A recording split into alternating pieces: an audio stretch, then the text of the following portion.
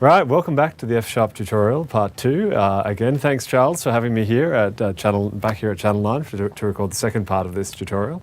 And so, a quick recap on what we covered in the first part of the tutorial. Well, we covered the fundamentals, and what we're going to be looking at today is these topics: functional data, a bit of pattern matching, a little bit of imperative and object-oriented programming, and sequence-oriented programming in F#.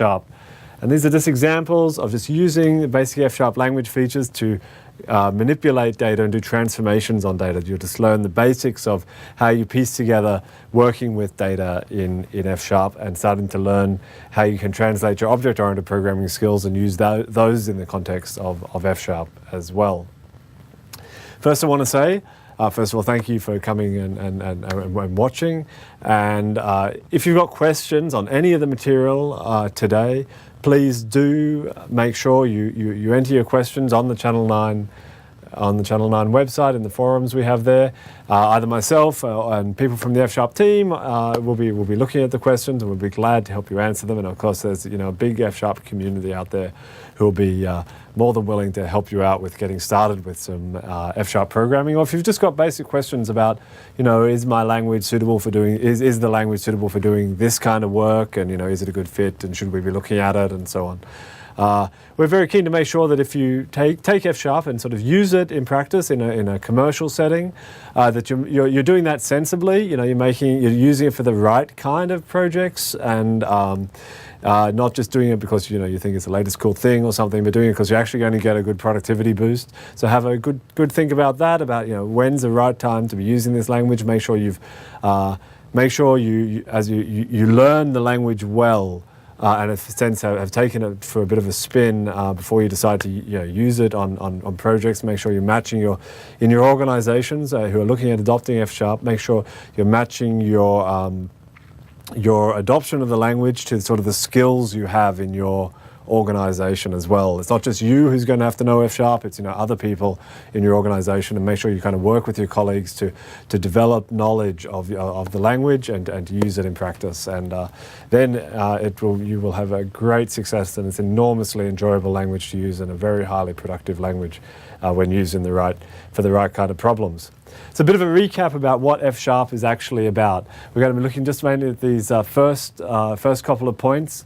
This is sort of summarizes the tutorial, in a sense, the whole thing. But what we've looked at so far is we'll see that F# is a general purpose language. You can use it for all sorts of things. But it's a functional first language is a key distinguishing feature. It's efficient. It's succinct.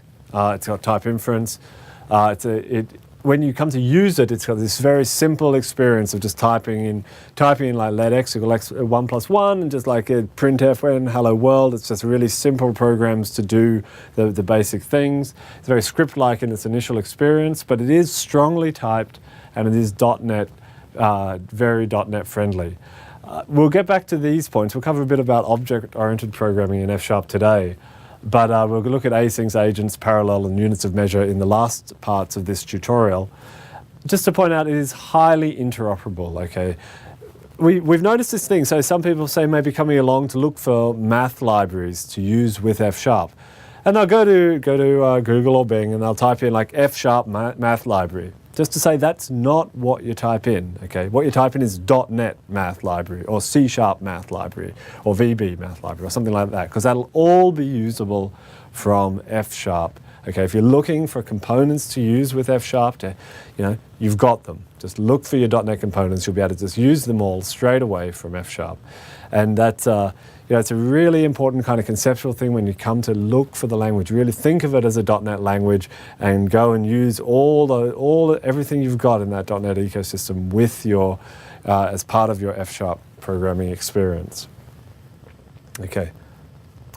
And just a little look at the kind of the pieces of the language here. We have a functional core to the language, and sort of we have object-oriented programming and this sort of functional data. And that's really a lot of what we'll be looking at today. This core part of the F# programming experience with data, with objects, and with functions. As I said, we'll be covering topics of units of measure. I'm just putting this off to the side a little bit. This is really a core programming experience that we would expect from every kind of every F# programmer. These other topics that we'll be looking at, I guess this is a core thing you need to know as well, is about how to do imperative programming, how to do like mutation, how to work with data structures and the like. But these other things where you have async parallel and meta programming and queries, we'll just leave those off to the side for later topics in the tutorial. But they're not actually essential to the essential part of the F# experience is these topics here. You've got to master these before you continue on with your work. So let's take a look at that here. Functional data. So what do we mean by functional data? We really, on the whole, we mean sort of immutable data, and we also just in general we mean treating data more as values than as objects. Okay, obviously everything here is actually implemented using objects under the hood at some level in .NET, but you don't tend to think about that. When you create a list in F# here, we have a list of three different strings here. You can tell I've got children that we've got 2 kids, and so we kind of these sort of samples are on my mind a lot. So we're creating a data value, a list containing three strings, and it's a value, right? It's like we can't change that list once we have it here. Okay, so it's a simple list here. So now we're going to look at some ways for generating list structured data in F# using this nice feature called it says sort of sequence expressions or generated data here. So you could also write that by using this technique. You could actually say yield, yield, yield on these 3 different strings, and it yields 3 strings, and you've got a list containing 3 strings. Okay, it's the same thing here. Okay, and just to say that if you want to generate data, but some of it is kind of conditional, so you start to shape the data that you're generating, then you can also do this here. If the day of the week is a Monday, then we'll yield the baking. Okay, and if not, then we're not doing that. Okay. Now, just to say, we've got this construct called pattern matching. Now, we were looking at pattern matching as a separate topic, but now have a look how we might use it inside as we generate the data. So we have yield some data, we have match on the day of the week, and if it's a Monday, we do this, and if it's a Tuesday, we do this, and otherwise we have these 2 activities, okay? And then we've got say goodbye here at the end. So the one data expression here is capturing a range of possibilities for the shapes of the data.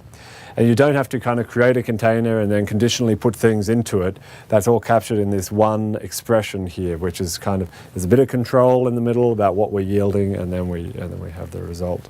Okay. Okay, just to say you want to put some of these together. You've got the kindergarten activities here, and you want the afternoon activities and the final activities, and that's what's in a weekday. So yield bang here yields another list of data. So let's have a couple of other looks at generating some basic data in F#. So here we have a table of squares. So for each of the numbers from 1.n, so 1.n creates a sequence of the numbers here, then we can yield the number and its square. And so we get a nice generated table of data. And finally, we could take another example. So for each of the children in a sequence of children, we yield something and we yield another set of activities. Okay, so let's go across and take a look at some uses of generating data here. Some simple examples. So the first thing I'm going to do is create ourselves a form in Visual Studio. This is going to be just a form I use to display some data. And we're going to create ourselves a little function which will help us format data up in the screen here. We're going to format the data using this sprintf in 30 columns, and we're going to display it up in the text up here. Right, so now we can just display some simple data. We can take the data, which is a tuple, 1, 2, and we can display that up in the screen, up in the top here. So similarly, we can create some data, the element from 0 to 100 here, and that's a list, and we're showing that list up here. Now, let's take a look at the next list. Here, the numbers between 0 and 100 stepping by 2 for floating point numbers. And let's take a look at a bit of pipelining here, which we talked about briefly in the last tutorial. And we can take a tuple like 1, 2, 3, and we can pipe it into the show function here. So to take the tuple and pipe it through the show, and then it comes up here into the screen, into the window. Similarly, say with the numbers from 0 to 99. Okay, so let's look at some generated data now, the kind we're looking at in this part of the tutorial. So we can take, for I in 0 to 99, just to say this arrow here is shorthand for do yield, like this, okay? We could also write it like this, or we could use the shorthand like this. And we pipe that into the show function, and we get the numbers and their squares here. So we have 3, 9, 4, 16, and so on all the way down. I and I times I. Okay. Now at this point, let's take a look at this expression here. Had somebody once get confused about what was going on here. They were saying, okay, where is the data being written to? Okay, because I was thinking, okay, we were talking about generating data at each element of this list. And of course they're in this imperative programming way of thinking about data. But it's not like that. The way to think about this is a value whose elements are generated through this process. And if you really want to know what happens underneath it, okay, we go through a loop and we create a resize array, a system.collections.generic.list. We fill in the elements and we package it up, and then we get an F# list out at the end. But that's not the way you kind of think of it. You just think of it as a value of generated data, like as a value, a thing that doesn't change over time. Okay, it's kind of declaratively specifies what it is and what its elements are. Okay, so let's take the numbers and say they're cube here and show those. Okay, so let's take a look at similar process of generation. Obviously, this feature for the C# and programmers who are watching is a lot like C# iterators. Okay, the key thing is, one key difference is it's an expression form. Okay, so you can use this in the middle of your programming an F# function. So you might say let triangles let triangle like this equal this here. We'll make this, if I is less than j, then we'll yield the I and the j and the I times j. Okay, so that's the result of the function there. And now we'll take the triangle here and we'll send it across to the show function here. So let's execute this. Highlight it here and we'll execute. And you can see the elements that we have over here, starting with 0. The 0 I fills in a lot of the elements. Let's swap these around here. Okay. Right. So one aspect that people notice as well is that methodologically F# programming is pretty different. It'll be a lot of for many problem domains, if you're doing in this experimental exploration mode of F# programming, you'll be taking bits of code and you'll be sort of developing them, and then you'll be starting to write some test cases straight away to make sure that your code here is working. You'll be exploring the results of using various functions immediately in the kind of F# interactive environment. Okay. Rightio. So we'll take a switch back to the to working with generated data over here. Okay. So let's take a look at this next code snippet here. We'll copy this across to Visual Studio in a moment. Oops. Okay. So let's take a look at this one here. So far we've just been playing with numbers, but of course in reality you want to get data from external sources such as your disk drive or the network, from the internet, from from a database. And so in this case, let's take a look at a query on your file system effectively. So for each file in the get files on the directory, we're going to yield that file. And then for each subdirectory in the directories, we're going to do a recursive yield of all the files in that subdirectory. Okay? So this is going to walk over all the files, starting with this directory, and we're getting a list of all the files underneath that directory. So let's just take a look at this. Okay. So we're using the system IO libraries from .NET here, and we'd better get ourselves a little directory here, like this MIS directory here, and it goes away and it's computing away on all the files underneath this directory, and back they come. Got a few all the various files that were under my miscellaneous directory where I kind of put some of my work and some of my scripts. Okay. So that's great, except that was eagerly going and immediately working out all those files under that directory. And the problem with that, of course, is that it's not done lazily, not generating data lazily. So laziness is strongly associated with functional programming. F# is a strict functional programming language, like many of the other functional programming languages, OCaml and Scheme and so on. That means when you, if we look over here, let's have a look what that means. That means if we go let A equal, let A equal 1 plus 1, for example, it works out 1 plus 1 immediately on the right. A is a value 2, and so it works out that value immediately. And you can actually see that as F# is a impure functional language, so you are allowed to print in the middle of computing an expression.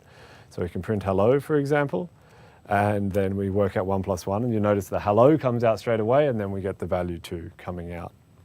All right, so it's a strict functional language. Well, what about laziness? Okay, laziness is an absolutely crucial element of functional programming, and in fact, all programming, doing things on demand, is an absolutely necessary part of programming. So one of the manifestations of laziness in F#, as in .NET and C# in general, is this IEnumerable interface, which is in what we call sequences in F#. So if we look at the sequence version of our code here, so we'll take a copy of this code and bring it across to Visual Studio. We'll delete the old copy since we don't want to have two functions called all files. Okay, so now we're all set. So instead of producing a list here, we've just changed it around here to generate a on-demand sequence. Okay, so that's been a pretty simple transformation here to take something from being a strict program to being an on-demand program. And again, it's this smoothness of transitions between one mode of expression to the next mode of expression is an essential part of what we're aiming for with F# programming. Transitions, as we've talked about in the first part of the tutorial, transitions from scripting through to object-oriented programming, and here transition from some strict data through to some on-demand data. So let's take a look at this here. We'll define our all files function here. And now we can say take all the files under the Windows directory, but we get the first 100 of those here. Okay. And we'll say convert the sequence to a list, for example, and show the first 100 files under the directory, except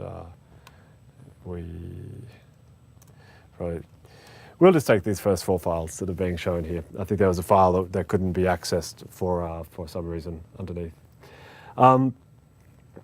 Okay, so the key thing about this on-demand sequence is that we're not going and evaluating all the files under the Windows directory here. We're just doing the ones that are the first part of the exploration of the yields of these files from this first get files command. And we're not at the point where we're exploring the subdirectories just yet. Okay.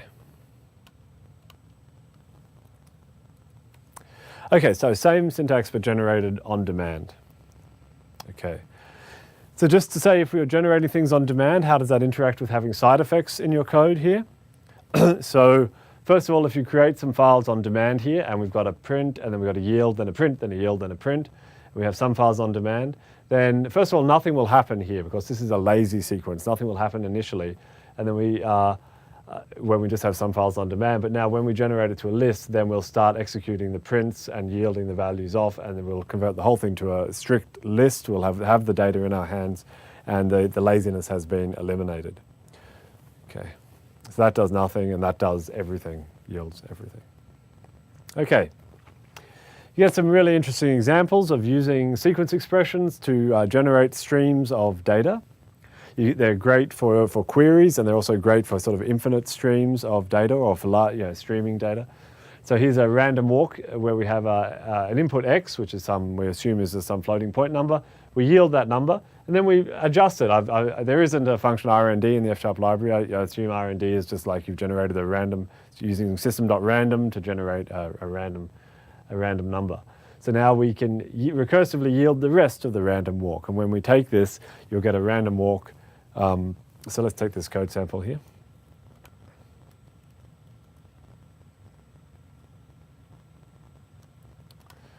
Okay.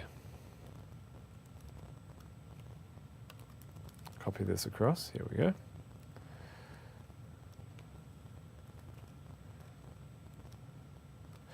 And we'll send the, okay, we need to define a random number generator.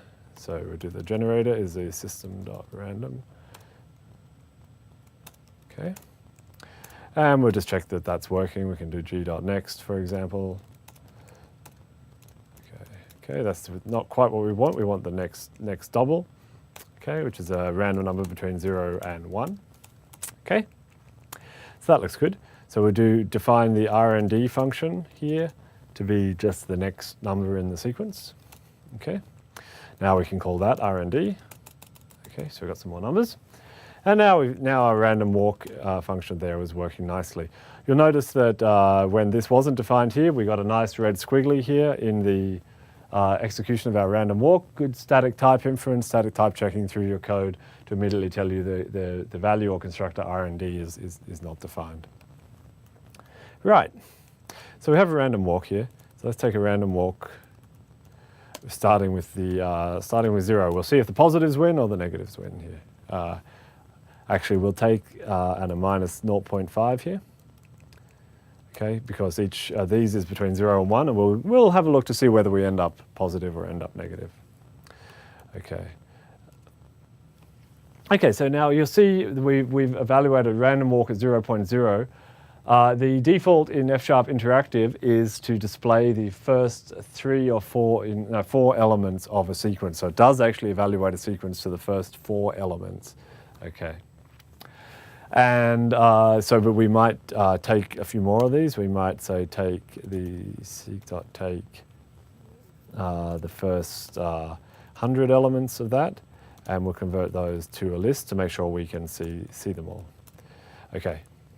All right, so you see we've taken a random walk and we've ended up negative on this case. And if we do the next one, then we end up, we've gone pretty high, and you can see all the way along, we're sort of usually ending up in the range 0 to 2. Great. Okay. So here's a recap on functional data. We've got ourselves, let's pop this back up. Recap on functional data. We've got range expressions here just to generate numbers. We've got lists here, which can be seen as a query. This can be seen as a query or generated data here. So numbers between 0 and 1,000 and generating a table. We can also generate arrays. Okay, so lists are actually immutable data structure that are linked lists.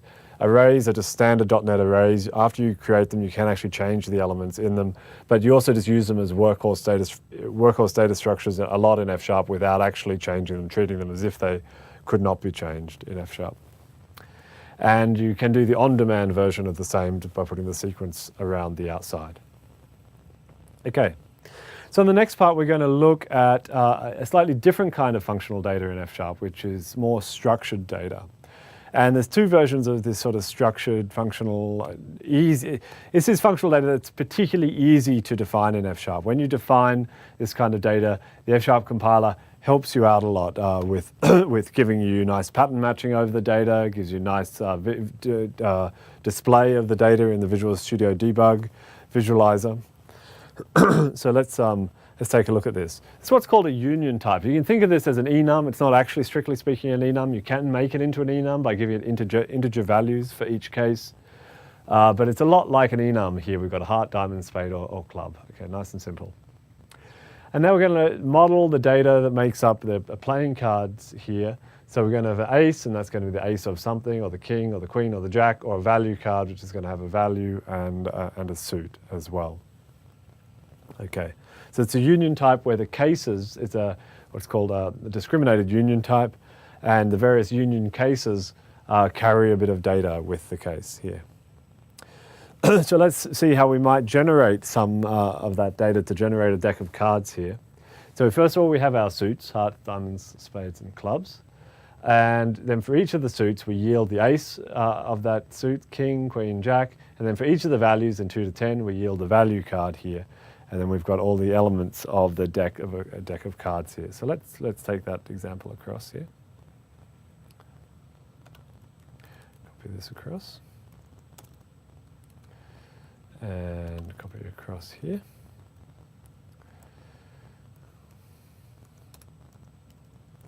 All right, so we define our suit type, we define our playing card type, we define our suits, hearts, diamonds, spades, and clubs, and then we define our deck of cards here.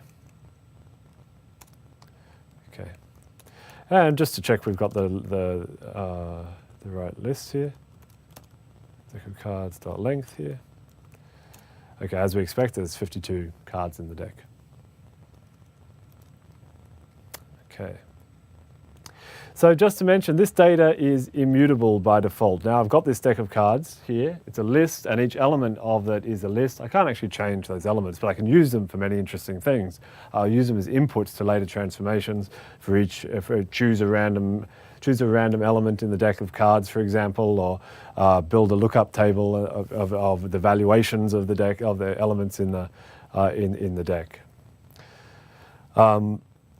So the data is immutable, and that immutability goes through all the way through F# programming. Sort of immutability is the norm for as you declare things in F#. So for instance, you declare a value pi, you can't go and change that value by default. And data is immutable by default. There's the next kind of data is to do with record data here. So this is where you create just simple little records which have a name and a field, and you create elements of values in that record type by creating, for instance, an instance of this object. This is underneath is a class type, and he's creating an instance of that class type. And you can also copy and replace records. Here we have an element with the birth date being different, but that's actually copy and update rather than actually modifying this original data. So by default, the objects that you create are immutable as you define new F# types rather than mutation. Okay, I want to talk a bit about the benefits of immutability. A lot of this is to do with parallel programming later on. You know, F# brings various things to parallel programming, but one of them is immutability.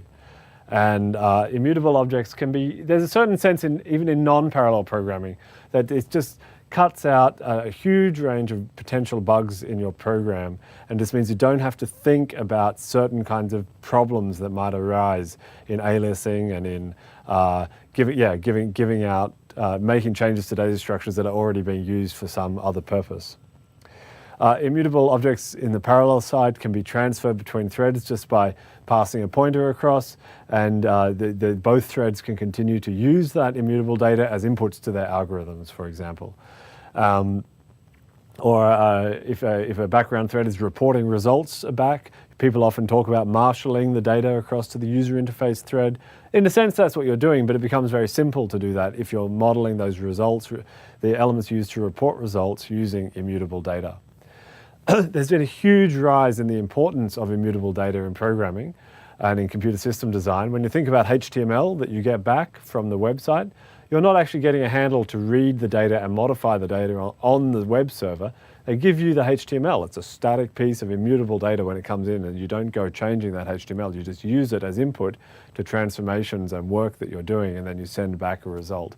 So this move towards messaging, and you think of the HTML as a sort of as a message to a result of a request, is a huge factor in the rise in the importance of functional programming in general, and in this case, the importance of just working with immutable data, and just the fact that taking and transforming and outputting data is just a more important part of the programming experience because of the higher connectivity that we have in programming today. So immutable objects can be aliased safely. And they're actually, in terms of optimization, there are kind of different optimizations. There can be more object allocation, of course, but that's the same as when you think about sending the HTML across. There is more allocation and transfer of data in programming today. It can lead to optimization opportunities if you have the same immutable data, as I said, for instance, on two threads, using the same inputs on the two threads, the same data tables, for example. If that data is immutable, then that data can be shared safely between the threads without problem. To wrap up this part of the tutorial, we're going to be looking at just a simple example of implementing Blackjack here. We've already been looking at doing some modeling of the deck of cards. So we just look at doing some computations over that data. So here's a simple discriminated union, and a discriminated union which holds some data. It's a little bit different in that we're factoring out a card to have a rank, ace, king, queen, jack value, and so on, separate from its suit. So a card is now a rank and a suit, and we've modeled the rank and the suit using different types. Okay, so we'll take the full deck of cards here. There's a function to generate the full deck of cards. It's very similar to the one we had before, except we've got hearts, diamonds, clubs, spades, jack, queen, king being used on the as in place in the code. So we generate our full deck. We better check that that's full deck dot length here. Okay, we've got to define this one. 52, good. Okay.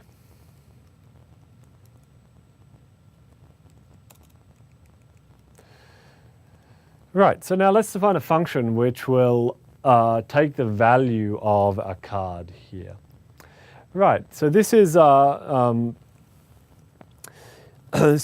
standard. This is this pattern matching construct that we have in F#. So it's common to many other functional programming languages and languages like Scala as well. So the input here is going to be a card. Okay, so you normally write that like this: card and so on. Okay. So the difference here is that we know a card always has a particular shape. A card is made up of a rank and a suit. So one way we could have written that is to say, let this equal the card. Decompose the card here on its right using this pattern on the left. And that's going to bind the R and the S variables. Now let's go through and give those decent names here. We'll change the R variable to be a rank, and we'll change the suit variable here to be called suit. Now, actually, here it doesn't actually matter because the suit variable here is not going to be used in the rest of the computation. So we can actually just put an underscore there because we're just getting the rank out of the card here. Now that we've got the rank, we can say, okay, let's have a look at the different cases here.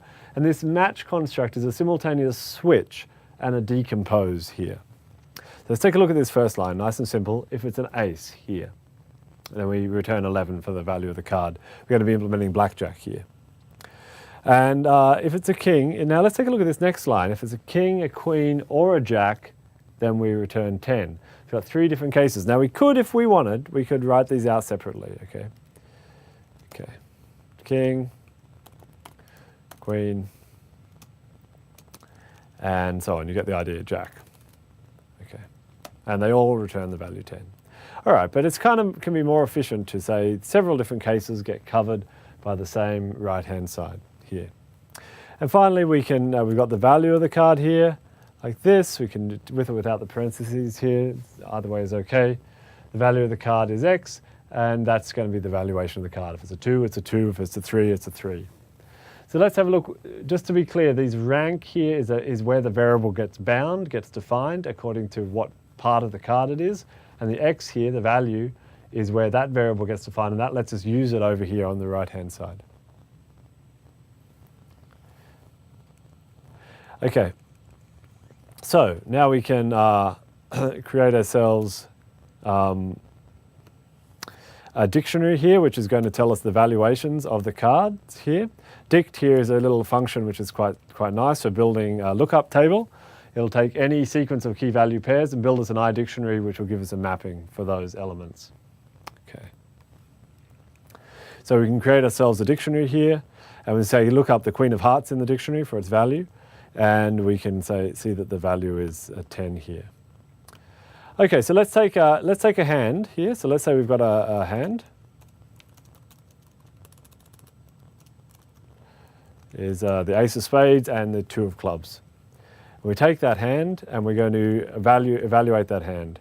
Well, what we can do is we can take the hand and we can map over an evaluation function to look up the card in the card value dictionary, and then we can sum those elements here. So that's the hand total, which is the sum of this hand is ace of spades is 11 and the two of clubs is 2. Okay, when we go back and look at this pattern matching up here, an important element about pattern matching is that if a case is missing here, like we're missing the ace case, then we'll get a nice red squiggly here, a nice blue squiggly here warning saying incomplete pattern matches. For example, the value ace may indicate a case not covered by the pattern. This helps you find those bugs in your code about uncovered pattern cases. Another important element is redundancy in the checking. So if we had 2 cases for ace, one saying 11 and one saying 12 here, then it would tell us that this case is never going to be matched because we've already got ace here. Okay. Rightio. Okay. This final one here is just calling out the different ways you could name a hand. Describe the hand of the cards. Here are various cards. If it's got 2 aces, then it's bullets. This is all the naming for kind of 2 kings, and we call it cowboys, and then so on 3 of a kind, and so on for a poker hand. Rightio. Okay.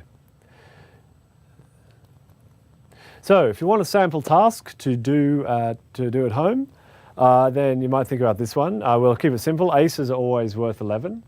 We have the same type of cards, and then we're going to and that we had before that you've just seen. Then we have a type of results, and you've got to produce a function which ultimately returns a result here, which would call it. We'll change this result here to be hand type. So you've got to produce. You've got to take some cards coming in and produce something of type hand type. Let's say busted, blackjack, or hand event. And take you work out the sums of the values of the cards coming in, then work out whether you're busted over 21 or blackjack on 21, or you have a hand of a particular value. Okay. So we'll take a look at the solution to that at the start of the next tutorial. And I think we'll take a bit of a closer look at pattern matching in the next tutorial. And let's just skip ahead here to wind up here. Okay. Latest books about F#, put this up at the end of every tutorial. You want to know about F#. A lot of these samples we're doing today were originally done by Chris Smith in the Programming F# book. We've got these other great books and the more domain-specific ones like F# for Scientists over here, F# for Technical Computing, and lots of other good material available on the web as well. And thanks very much for listening to this part of the tutorial.